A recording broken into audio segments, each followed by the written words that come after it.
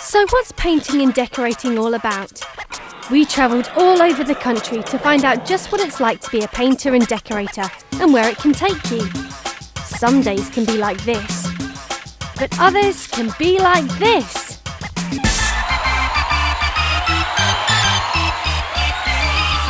Very enjoyable. It's just something different. Basically when I left school it's what I want to do. I get bored pretty easily, and doing this, you're doing different things every single day, so you can't possibly get bored. I do enjoy it. You finish job, you come look back and think, oh wow, I've done that. It actually looks really, really nice once you've finished and you've achieved a wonderful effect and everybody's happy. So I really enjoy it, and the money's good as well, obviously.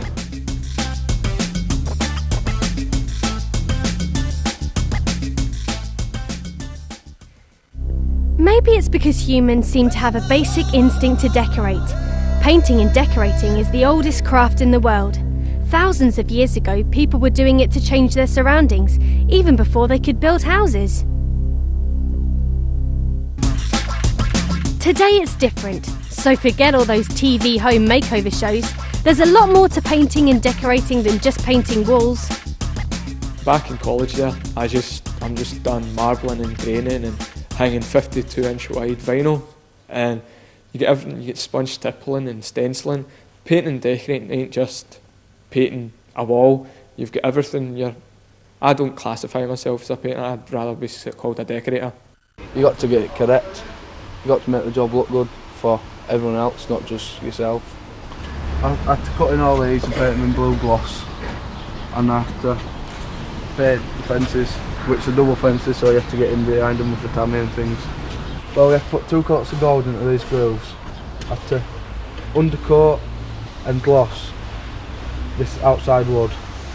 Everything you do, it's always different.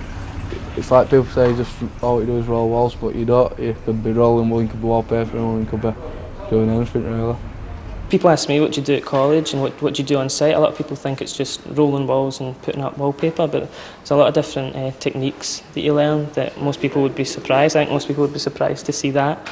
I don't think they'd expect that you'd be doing that, in a painting and decorating apprenticeship. It's not just painting. You can do grading, marbling, sign writing, obviously papering, special papers like fabrics, things like that. Just in general. I just like it all, in general. Everything I do with painting, I like it.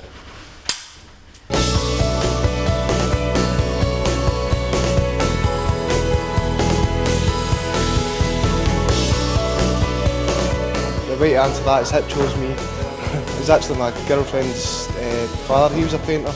Well, he says there was an opening for an apprenticeship. I always wanted to do a trade and have something behind me, and it was something I never really thought about. But once I'm in it now, I actually enjoy it.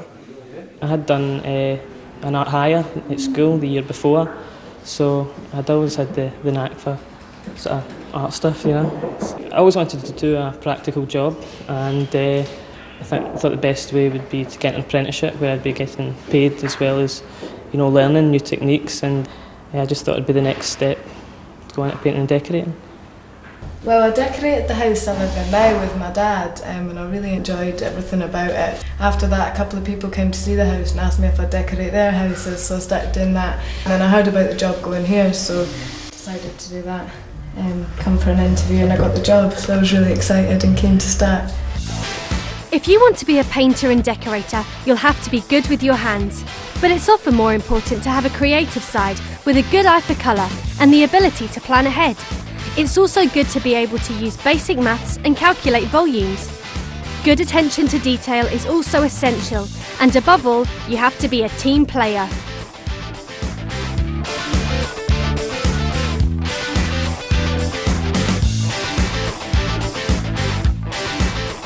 You got all different reactions.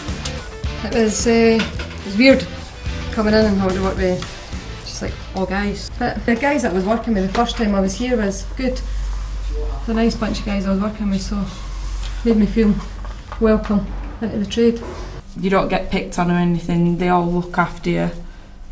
You're just basically doing the same job as the men. It's not all men's kind of work, it's easy enough for women to do as well.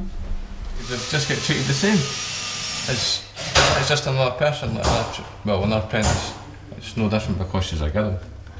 It's not as if I get treated very differently, or I mean they do sort of watch their language or what have you. But no, it's good, it's nice to see that they can all sort of give that as well.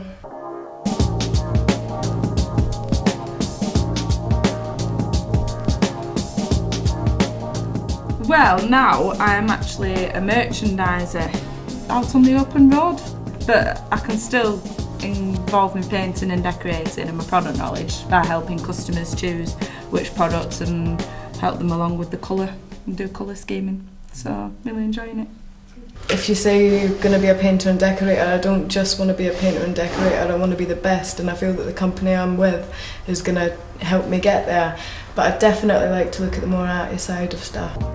But you don't have to stay on the tools as a painter and decorator. You also have the chance to move up the career ladder by getting qualifications that can take you into technical, supervisory or management positions. I didn't want to be stuck in the same place day in, day out. I fancied a change, and certainly in the building industry, especially decorating, no 2 days are the same. I've travelled around Europe, South Africa. Every job's different. Every job I can take something from. I started when I left school as an apprentice decorator. Served a 4-year apprenticeship. From apprenticeship I went to tradesman. From tradesman I went to charge hand, who looks after smaller contracts, then on to foreman, and then from there I got made up to a contracts manager.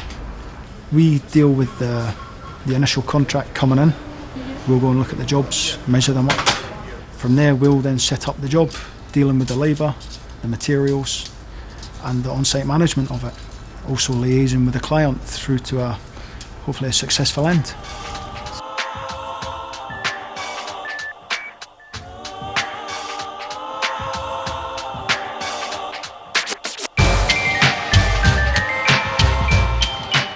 George Bell did just that.